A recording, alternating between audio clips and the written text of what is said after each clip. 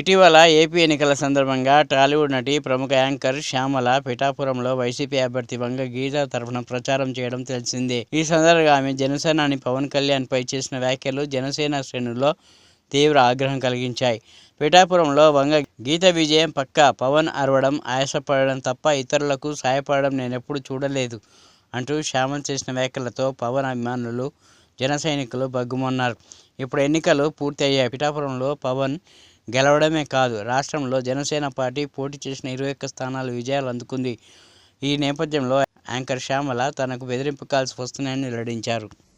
Threatening calls గురించి వచ్చేసరికి yes, చాలా కాల్స్ వస్తున్నాయి, చాలా బెదిరిస్తున్నారు. ఒక రకమైన భయంగానే ఉంది నాకు కూడా.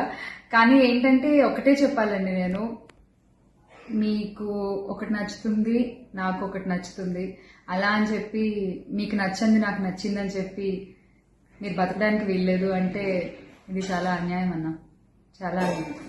సో ప్లీజ్ దయచేసి ఏది కూడా వ్యక్తిగతంగా తీసుకోవద్దు. నేను వ్యక్తిగతంగా ఎవరిపైన విమర్శలు చేయలేదు, చెయ్యను కూడా. ఎప్పటికీ నాకు చాలా గౌరవం.